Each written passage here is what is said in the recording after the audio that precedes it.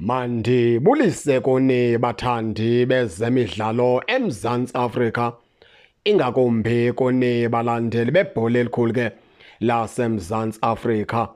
Silapha kuBenedict Tsovilakazi kwakhona.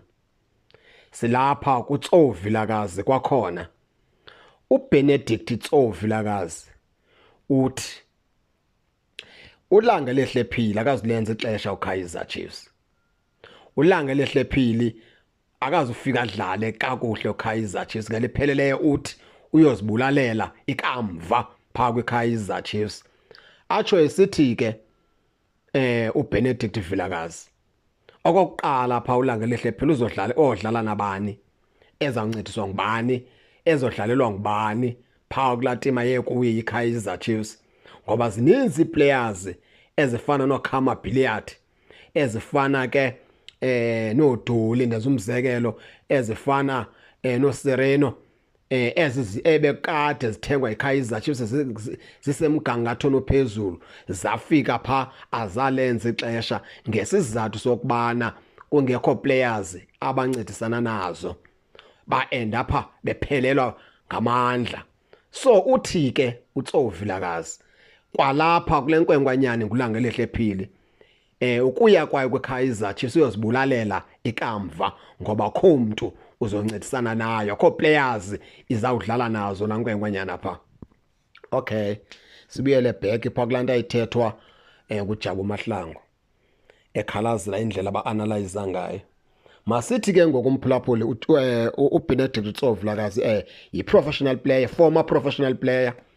uVilakazi legend eqela leOrlando Pirates okanye leSundowns andazi, but kwezo team zombini njengemntu wekudala wadlala ibhola, kunee-players ezifana noMfundo Vilakazi ngabantwana, kunee-players ezifana noMduduzi Shabalala ngabantwana, kunoWandile Duba ngabantwana.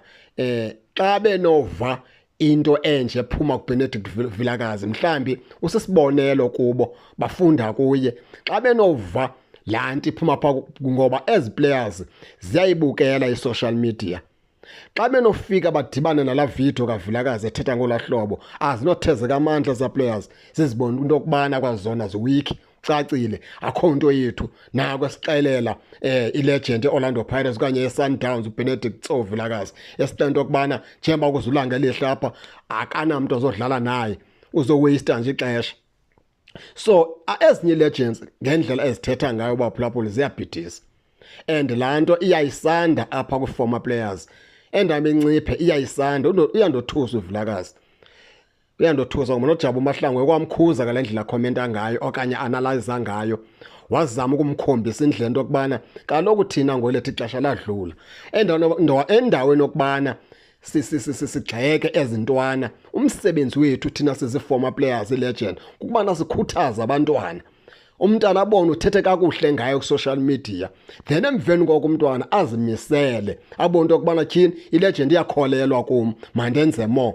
Xa uzovela uthi unguBenedict Tsovilakazi uthi akho mntu pha kwiChiefs, kusho ukuthi akho ka-players pha utsho ngelipheleleyo, kusho ukuthi uthi ulanga lehlephile uyofika beyedwa pha adlale nezinye itim ke edlala nenye 11 ezinye itim, edlala yedwa napha ebaleni ulanga lehlephile against 11 enye itim, ehamba yedwa apha ebaleni, utsho ngelipheleleyo uVilakazi. Andiyi-understand kwenzekani pha kulaa nkqubo yabo, but ikhona into engahambi kakuhle baphulaphuli. Kodwa ke ningangena ke nani ke nitsho into yokubana niva njani, ningakhohlwa usubscribe kule channel ukuze ningaphoswa zezemidlalo endizanothulela zona kwixa elizayo kakuhle babukeli.